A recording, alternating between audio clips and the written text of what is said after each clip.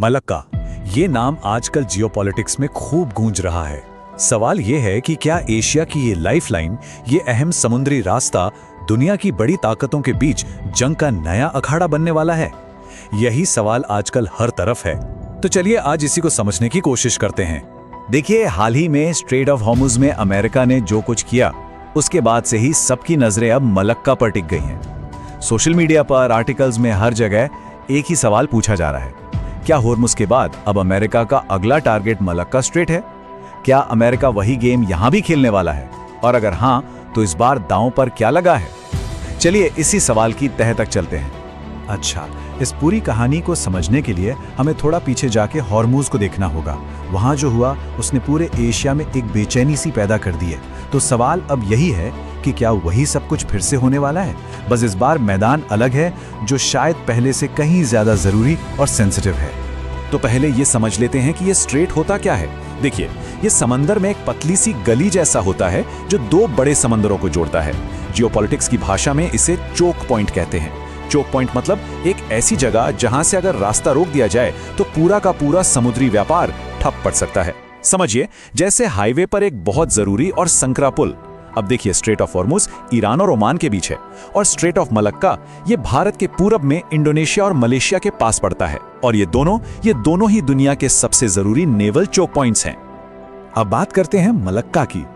इसे एशिया की लाइफलाइन कहते हैं, और ये कोई मजाक नहीं है। इसकी अहमियत इतनी ज्यादा है कि आप अंदाजा भी नहीं लगा सकते। कई देशों की इकोनॉमी की धड़कनें इसी रास्ते से होकर गुजरती हैं। चीन के लिए तो ये रास्ता समझिए कि सांस लेने वाली नली जैसा है।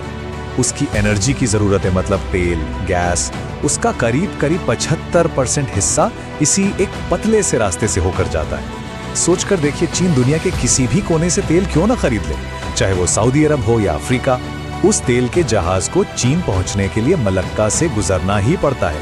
इसके बिना कोई चारा ही नहीं है। और बात सिर्फ चीन की नहीं है, भारत के लिए भी ये रास्ता बहुत जरूरी है।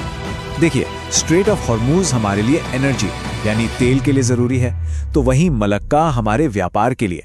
हमारा लगभग 50% यानी आधा समुद्री ट्रेड इसी रास्ते से होता है।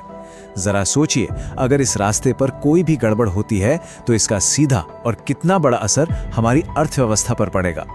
तो अब आते हैं उस ताजा डेवलपमेंट पर जिसने इस पूरे मुद्दे में आग लगा दी है। जब पूरी दुनिया का ध्यान मिडिल ईस्ट पर लगा हुआ था, अमेरिका ने पर्दे के पीछे इंडोनेशिया के साथ एक बहुत बड़ा जियोपॉलिटिकल दांव खेल दिया। हुआ ये कि अमेरिका और इंडोनेशिया ने अचानक एक मेजर डिफेंस कोऑपरेशन पार्टनरशिप का ऐलान कर दिया, मतलब एक बड़ी रक्षा साझेदारी। और ये घोषणा इतनी अचानक हुई, इतनी तेजी से हुई कि दुनिया भर के एक्सपर्ट्स भी हैरान रह गए कि ये हुआ क्या। लेकिन यहाँ एक पेच है और इसे समझना बहुत जरूरी है। कई जगह खबरें चली कि इंडोनेशिया ने अमेरिकन मिलिट्री प्लेन्स को अपने एयर स्पेस में उड़ने की खुली छूट दे दी है, लेकिन असलियत थोड़ी अलग है। सच तो ये है कि अभी सिर्फ डिफेंस पार्टनरशिप पर साइन हुए हैं। अमेरिकी जहाजों को अपने आसमान से गुजरने देने का जो प्रपोजल है, उस पर अभी भी बात चल रही है। इंडोनेशिया ने उस पर अभी तक हाँ नहीं कहा है। ये बहुत बड़ा फर्क है। और अमेरिका के इसी कदम ने इस पूरे इलाके में एक नया जियोपॉलिटिकल ड्रामा शुरू कर दिया है। एक तरफ चीन है जो परेशान है, और दूसरी तरफ इंडोनेशिया है जो बड़ी दुविधा में फंस गया है। अब जाहिर सी बात है, चीन की तो नींद उड़ी हुई है। उसे सबसे बड़ा डर यह है कि इस डिफेंस डील की आड़ में अमेरिका मलक्का स्ट्रेट पर अपना कंट्रोल जमा लेगा। और सोचिए, अगर कल को ताइवान जैसे किसी मुद्दे पर अमेरिका और चीन का झगड़ा बढ़ गया, तो अमेरिका बस इस रास्ते को ब्लॉक करके चीन की इकोनॉमी का गला घोट सकता है। और खबरें तो यहाँ तक आ रही हैं कि चीन ने इंडोनेशिया को साफ साफ कह दिया है कि इस डील से दूर रहो, मतलब एक तरह से सीधी सीधी वार्निंग। अब इस पूरी बिसात में एक और बड़ा खिलाड़ी है, भारत। और इंडो पैसिफिक में जिस तरह से भारत और अमेरिका की दोस्ती गहरी हो रही है, उसे देखते हुए हमारी भूमिका बहुत ही अहम हो जाती है। दिलचस्प बात यह है कि जिस वक्त ये सब इंडोनेशिया में चल रहा था, ठीक उसी समय भारत और अमेरिका के बीच भी टॉप लेवल पर बातचीत हो रही थी। 14 अप्रैल को उस समय के अमेरिकन प्रेसिडेंट डोनाल्ड ट्रंप और प्रधानमंत्री नरेंद्र मोदी के बीच फोन पर बात हुई, और इस कॉल के फौरन बाद भारत में जो अमेरिकी एम्बेसडर थे, उन्होंने एक बड़ी घोषणा होने का इशारा किया। एक सीनियर अमेरिकी अधिकारी ने बस 2 शब्द कहे, स्टे ट्यून्ड, मतलब देखते रहिए। अब ये 2 शब्द इतने अहम क्यों हैं? क्योंकि पिछली बार जब एक अमेरिकी अधिकारी ने ऐसा कहा था तो उसके तुरंत बाद भारत अमेरिका के बीच एक बहुत बड़ी ट्रेड डील का ड्राफ्ट सामने आ गया था। हाँ, वो बात अलग है कि उस पर साइन अब तक नहीं हुए हैं, लेकिन इशारा साफ है, पर्दे के पीछे जरूर कुछ बड़ा चल रहा है। तो फिर सवाल वही है, ये जियोपॉलिटिक्स की शतरंज की बाजी अब आगे कहां जाएगी? अगला मूव क्या होगा?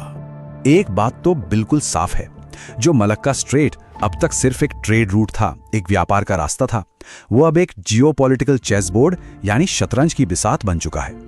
अमेरिका इस पूरे इंडो पैसिफिक इलाके में अपनी मिलिट्री और डिप्लोमैटिक ताकत लगातार बढ़ा रहा है, और जैसे जैसे वो ऐसा कर रहा है, इस खेल में शामिल हर देश के लिए दांव और ऊंचे होते जा रहे हैं। और आखिर में हम उसी एक सवाल पर वापस आते हैं जिससे हमने शुरुआत की थी। जिस तेजी से हालात बदल रहे हैं, क्या ये इलाका, ये मलक्का स्ट्रेट ही सुपर पावर्स की अगली जंग का मैदान बनेगा? जवाब तो खैर वक्त ही देगा, लेकिन इस कहानी की स्क्रिप्ट आज लिखी जा रही है।